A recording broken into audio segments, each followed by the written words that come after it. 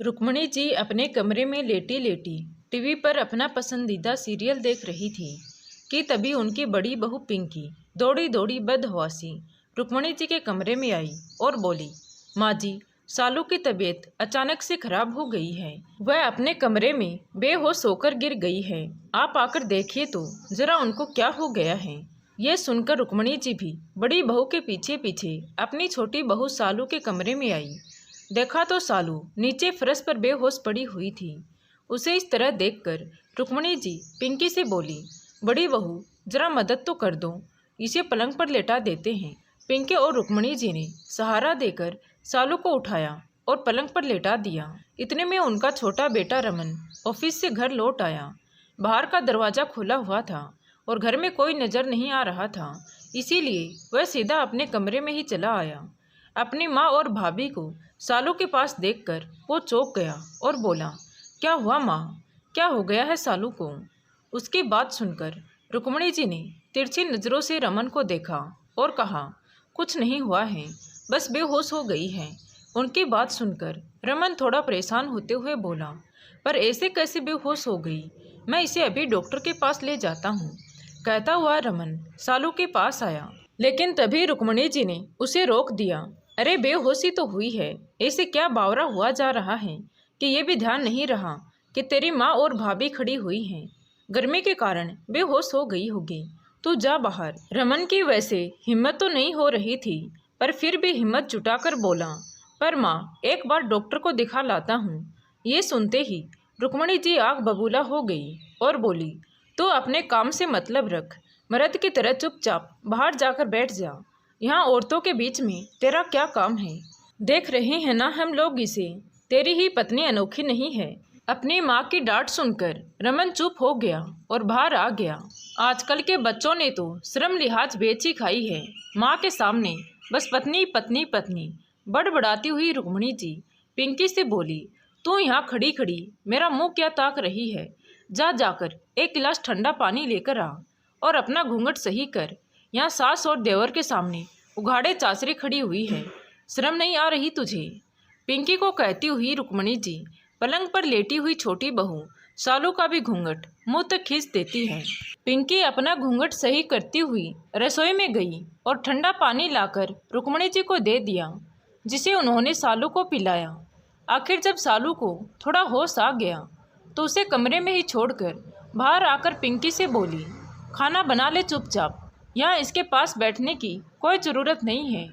और फिर अपने कमरे में आकर टीवी देखने लगी। रुक्मणी जी के जाने के बाद रमन कमरे में आया तो सालू उसे गुस्से से देख रही थी, जैसे पूछ रही हो कि मेरी परवाह करने की जिम्मेदारी इस घर में किसकी है।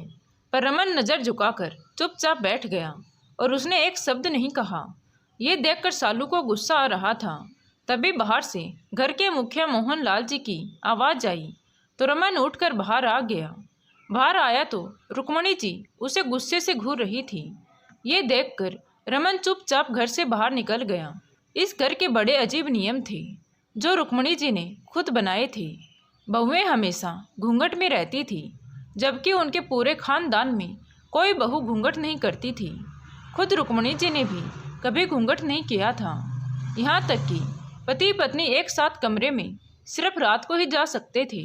दिन में उन्हें एक साथ कमरे में रहने की इजाज़त नहीं थी और ना ही घर के बड़ों के सामने वो लोग आपस में बोल सकते थे, तो बाहर जाना तो बहुत दूर की बात थी। इसी कारण उन्होंने रमन को सालू को डॉक्टर के पास नहीं ले जाने दिया।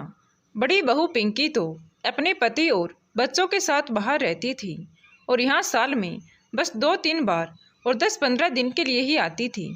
अब इतने से दिनों के लिए आती थी तो क्या कुछ कहना, ये सोचकर वह ये सब झेल जाती। लेकिन छोटी बहू सालू अभी 4 महीने पहले ही शादी करके आई थी। उसे तो यहीं रहना था। उसे ये नियम बिल्कुल अच्छे नहीं लगे। अपने पति से बात करना हो तो भला रात तक का इंतज़ार करना, उसे ये बातें बिल्कुल समझ नहीं आती थी। अभी सब लोग खाना खाकर उठे थे, तभी पिंकी सालू को खाना खाने के लिए बुलाने कमरे में गई। वहाँ जाकर देखा तो सालू की तबीयत अभी भी खराब थी। अब इतने लोगों के बीच में जाकर वह कैसे बोले, क्योंकि ये तो इस घर के नियम के खिलाफ था। इसीलिए उस कमरे में जब उसका 8 वर्षीय बेटा प्रियांशु आया तब उसने कहा, बेटा जाकर दादी को बोल कि चाची की तबीयत खराब है। प्रियांशु दौड़कर दादी के पास गया और बोला, दादी माँ, चाची की तबीयत बहुत खराब है, आपको मम्मा अंदर बुला रही है। पर रुक्मणी जी वहाँ से उठी तक नहीं। ये देखकर मोहनलाल जी बोले, अरे छोटी बहू की तबीयत खराब है और तुम यहीं बैठी हो, जाओ जाकर देखो तो सही। अरे कुछ नहीं हुआ है जी, उसे शाम से ही चक्कर आ रहे हैं। अब गर्मी का मौसम है और ये आजकल की लड़कियां छुई मुई बनी बैठी रहती हैं, थोड़ा आराम करेगी तो ठीक हो जाएगी। रुक्मणी जी ने बेफिक्री से कहा तो मोहनलाल जी गुस्से से बोले, अरे ठीक हो जाएगी का क्या मतलब है? शाम से बहू की तबीयत खराब थी तो अभी तक डॉक्टर को क्यों नहीं दिखाया तुम लोगों ने? ये कैसी लापरवाही है? और रमन तो शाम को टाइम से आ गया था ना, फिर क्यों नहीं भेजा डॉक्टर के पास? अरे ऐसे कैसे रमन के साथ भेज देती, कार तो घर पर थी ही नहीं, आप और रमेश ले गए थे ना। रुक्मणी जी ने अपना ही बहाना बनाया तो मोहनलाल जी बोले, अरे कार हम लोग ले गए थे तो रमन के पास बाइक तो थी ना, वह बाइक से बहू को लेकर नहीं जा सकता था, और बाइक से ना सही तो कैब से चला जाता, पर दिखाकर तो लाता। कैसे बातें कर रहे हैं जी आप? भला रमन बहू को बाइक पर कैसे लेकर जाता? इतने लोगों के सामने अपनी बीवी को बाइक पर ले जाते अच्छा लगता है क्या? रुक्मणी जी अपनी ही रो में सारी बातें बोले जा रही थी और ये बातें अंदर कमरे में सालू और पिंकी को भी सुनाई दे रही थी। उनकी बात सुनकर मोहनलाल जी को गुस्सा आ गया। वह रमन से बोले, रमन ये कार की चाबी ले और चुपचाप बहू को ले जाकर डॉक्टर को दिखाकर ला, वो बच्ची बेचारी बेवजह परेशान हो रही है। मोहनलाल जी की बात सुनकर रमन ने एक बार रुक्मणी जी की तरफ देखा तो मोहनलाल जी बोले, तुझे मेरी बात समझ में आ रही है या नहीं? चुपचाप जा, तेरी माँ के चक्कर में वह बच्ची रात भर क्या परेशान होती रहेगी?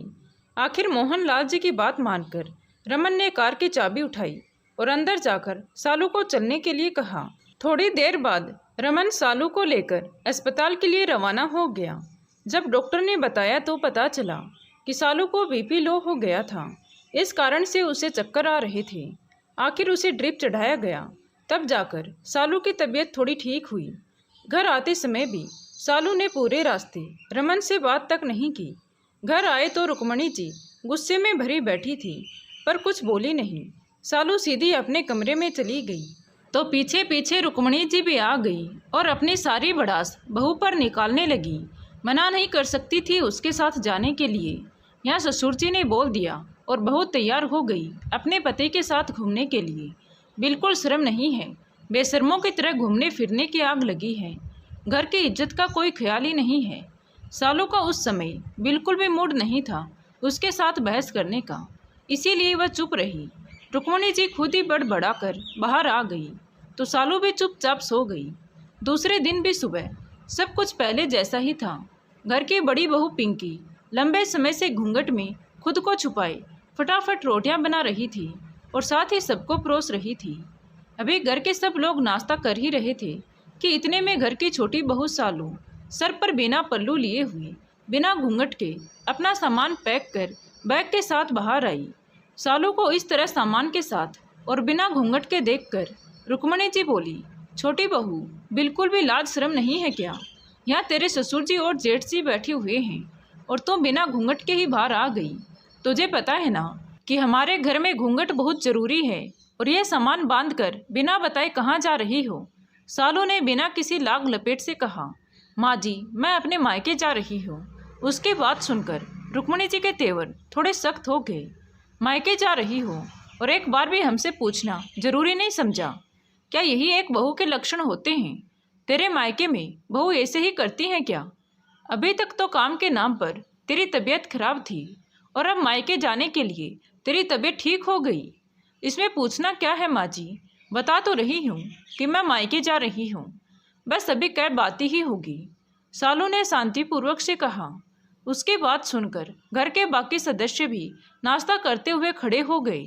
अब तो रुक्मणी जी गुस्से से लाल हो गई। उन्होंने सालू से कहा, एक तो बिना पूछे तुम मायके जा रही हो, ऊपर से कैब में अकेली जा रही हो, अपने घर से किसी को बुलाया भी नहीं तुमने। क्या यही संस्कार हैं तुम्हारे? यहाँ तक कि तुम्हारे माता पिता ने भी हमसे नहीं पूछा। हमारे यहाँ बहुएं ऐसे मायके नहीं जाती। इस बारे में तो मुझे तुम्हारे माता पिता से बातें करनी ही पड़ेंगी। जी बिल्कुल कीजिएगा, अब तो उन्हीं से बात कीजिएगा, क्योंकि अब जब तक निर्णय नहीं निकलेगा तब तक मैं इस घर में लौटकर भी नहीं आऊँगी। सालू की बातें सुनते ही अब तो घर के बाकी सदस्यों की भी चेहरे की हवाइयाँ उड़ने लगी। इतने में रमन उठकर खड़ा हुआ और उसके पास आकर कुछ बोलने को हुआ तो सालू ने उसे चुप करा दिया। अरे रे रे, ये क्या कर रहे हैं आप? ये इस घर का रिवाज है, भूल गए क्या कि पति सभी के सामने अपनी पत्नी से बात नहीं कर सकता, और आप तो मेरे पास आकर खड़े हो गए। रमन कुछ बोलता उससे पहले ही रुक्मणी जी बोली, चुप कर छोटी बहू, यहाँ हम सब लोग बैठे हुए हैं और तो उससे कैसी बातें कर रही हैं? वो पति है तेरा, यूँ सबके सामने अपने पति से। तभी उसकी बात को बीच में ही काटते हुए सालू बोली, बस कीजिए माँ जी, सबके सामने अपने पति से बात नहीं करते, ये नहीं करते, वो नहीं करते। ये बात मेरी 4 महीने की शादी में आप 200 बार बोल चुके हैं। पता नहीं फेरों में आपने कैसे बैठने दिया था अपने बेटे को, और वो भी इतने लोगों के सामने। भला ये पति पत्नी का कैसा रिश्ता है जो एक कमरे तक सीमित होकर रह गया? मैं अपने पति से अपनी परेशानी भी नहीं कह सकती, यहाँ तक कि मेरा पति भी मेरी परेशानी में मेरा साथ नहीं दे सकता। सालू ने झुंझलाकर कहा। इतने में बाहर कैब आ गई। सालू बाहर निकलने लगी तो ससुर मोहनलाल जी उसे रोकते हुए बोले, छोटी बहू, एक बार मेरे कहने पर तुम रुक जाओ। पहले इस समस्या का निवारण घर में ही निकालें तो ही बेहतर है, क्योंकि अगर बात बाहर चली गई तो बहुत बदनामी हो जाएगी। ऊपर से तुम्हारे माता पिता भी बदनाम होंगे, वो अलग। आज पहली बार मोहनलाल जी ने अपनी बहू से बात की थी। ये देखकर सालू के पैर वहीं ठिठक गए और वो वहीं रुक गई। तभी रमन बाहर जाकर कैब वाले को वापस भेज दिया। इतने में मोहनलाल जी ने सालू को अंदर जाने के लिए कहा, छोटी बहू, तुम अपने कमरे में जाओ, तुम्हारी तबीयत ठीक नहीं है, तब तक मैं बाकी लोगों से बात करना चाहता हूँ। सालू अपने सामान के साथ अंदर चली गई। वहीं पिंकी भी रसोई में अपना काम करने चली गई। तभी रुक्मणी जी मोहनलाल जी से बोली, आप उस महारानी से इतनी शांतिपूर्वक बात कैसे कर सकते हैं? 2 डांट लगाते अच्छे से तो सारी हेकड़ी निकल जाती। मोहनलाल जी ने रुक्मणी जी की तरफ देखा और कहा, चुप करो, तुम कुछ भी बोले जा रही हो। अपने ही बेटे का घर बिगाड़ने में तुली हुई हो। पता नहीं कहाँ कहाँ से तुम्हारे दिमाग में नए नए फितूर सूझते हैं। तुमने तो कभी ऐसे नियम निभाए नहीं, फिर भी पता नहीं बहुओं के लिए कहाँ से सोच कर लाती हो। तभी रुक्मणी जी ने तुनकते हुए कहा, अरे तुम बहू को डांटने के बजाय मुझे डांट रहे हो और उसे सिर माथे पर चढ़ा रहे हो। देखो, ससुराल के अपने नियम होते हैं और वह तो सभी को मानने पड़ेंगे। बड़ी बहू भी तो कर रही है ना सालों से, तब तो आपको परेशानी नहीं हुई। रुक्मणी जी की बात सुनकर मोहनलाल जी बोले, बड़ी बहू बाहर रहती है, साल में कुछ दिनों के लिए आती है, इसीलिए तुम्हारे ये सारे उठपटांग नियमों को वो मान जाती है। लेकिन सालू को यहीं रहना है, क्योंकि रमन का काम यहीं पर है, तो ऐसे घुटन भरे माहौल में वह कैसे खुश रह पाएगी? देखो जी, मैं कुछ नहीं जानती, ये नियम तो उसे मानने ही पड़ेंगे। अब तो रुक्मणी जी अपनी ही जिद पर आ चुकी थी।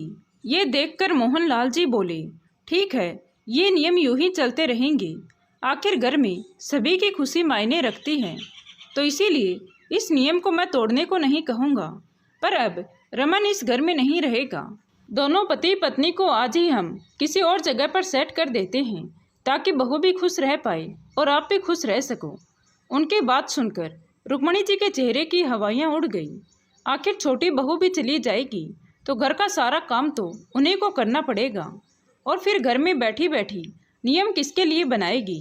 ये सब सोचते हुए रुक्मणी जी मोहनलाल जी को समझाते हुए बोली, ये कैसे बातें कर रहे हो आप? अपना ही घर तोड़ने की बात कर रहे हो? 2 बेटे के होते हुए क्या हम अकेले रहेंगे? घर तोड़ने की बात तो तुम कर रही हो, क्योंकि तुमने कभी घर जोड़ने की बात की ही नहीं।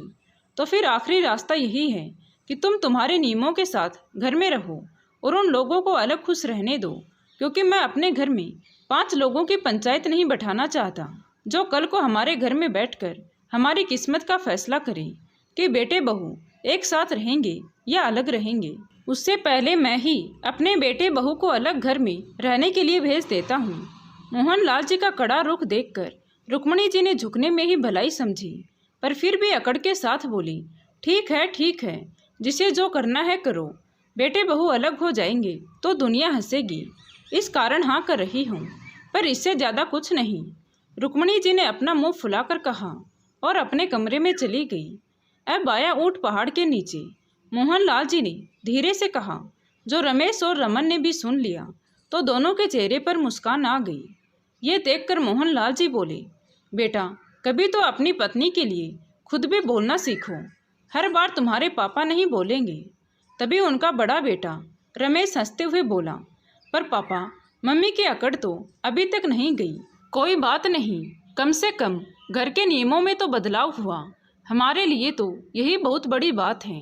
बड़ी बहू पिंकी ने अंदर से आते हुए कहा और सारे लोग हंसने लगे। आखिर मोहनलाल जी की समझदारी से आज समस्या का निवारण निकल गया था। तो दोस्तों, मोहनलाल जी का फैसला आपको कैसा लगा कमेंट करके ज़रूर बताएं। कहानी अच्छी लगी हो तो प्लीज़ वीडियो को लाइक करें, शेयर करें और हमारे चैनल कहानी विद देवांशी को सब्सक्राइब ज़रूर करें। Thank you.